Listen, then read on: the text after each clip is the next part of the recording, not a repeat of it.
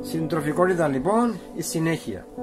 Η συντροφικότητα είναι η ανώτερη σχέση της ψυχής που μπορεί να μάθει και να εξελιχθεί, εφόσον όμως χρησιμοποιεί το δικαίωμα της μοναχικότητας στα παρασκήνια. Και αυτόν το υπογραμμίζω. Δεν υπάρχει εξέλιξη, στη συντροφικότητα, αν δεν υπάρχει η μοναχικότητα. Να μπαινοφκένω στη μοναχικότητα. Όχι μόνο ο ένας, αλλά και ο άλλος. Αν θέλω να εξελιχθούμε, ας πούμε. Αλλιώς δεν δουλεύει στο έπακρο. Μένουν ακατανόητα κενά. Τα κενά αυτά τα γεμίζει ο καθένας με τη δική του υπόσταση και εμπειρία, και τελικά καταλήγουν σε κάποια εσωτερική σύγκρουση που βγαίνει έξω. Για να υποστεί αυτή η ζήμωση της προσωπικότητας σε γρήγορο ρυθμό, η συντροφικότητα δουλεύει σαν ο πιο σύντομος δρόμος. Σε μια εσάρκωση μπορεί να επέλθει το επιθυμητό αποτέλεσμα ανοίγματος, φώτισης και εμφάνισης της ουσίας της ψυχής στο άτομο. Αν μπορέσουν και οι δύο σύντροφοι να το αντανακλάσουν με τον τρόπο τους, ο καθένας ίσως και διαφορετικό προς τον σύντροφό τους, με συνειδητή και υποσυνείδητη επικοινωνία, τότε έχουν την επιλογή να μεταμορφωθούν ως ένας πυρήνας φωτός, φάρος. Είναι έτοιμο σταδιακά να δώσει έξω στον κόσμο την κοινοτικότητά τους ως παράδειγμα προς μίμηση. Η επιμονή έκφρασης με αυτό το αρχέτυπο εμφανίζεται η ψυχική ικανότητα της δίδυμης φλόγας για να υλοποιήσει και να ανοίξει μεγάλες πόρτες για να περάσουν πολλές ψυχές ακολουθώντας τα βήματά τους.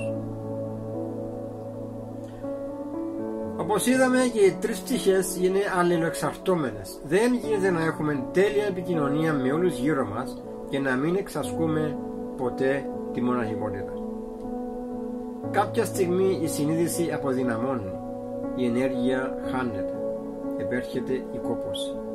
Αυτό είναι το αρχέτυπο της πολιτικής ανά το παγκόσμιο, το οποίο το έχουν φτιάξει να είναι έτσι, μέσω της εκπαίδευσης που δίνουν στον κόσμο και μέσω των καναλιών που παίρνει ο κόσμος στις ειδήσεις.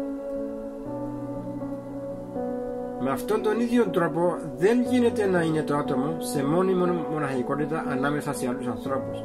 Βάλετε να δίνει τα δώρα του που απέκτησε στη μοναχικότητα και να τα μοιράζεται με τους άλλους, με την κοινωτικότητα. Αλλιώς θα υπερφορτωθεί το νευρικό του σύστημα. Παίρνει πληροφορίες, αλλά δεν τις μοιράζεται. Άρα κάποια στιγμή χάνει το ενδιαφέρον του πια να παίρνει πληροφορίες. Γιατί στο μοίρασμα επέρχεται βασικά η εξέλιξη. Στην υπηρεσία έρχεται η εξέλιξη. Σκεφτείτε έναν μαθητή, αιώνιο μαθητή 50 χρόνια σε ένα πανεπιστήμιο και δεν προσφέρει τίποτα σε κανένα. Πόσα να μάθει, τι να τα κάνει. Κάποια στιγμή πρέπει να μπει στην πράξη, να τα μοιραστεί, να τα κάνει έργο, να παράξει, να υλοποιήσει. Και από αυτά καινούργιο ενδιαφέρον η ζωή του και ο δρόμος του.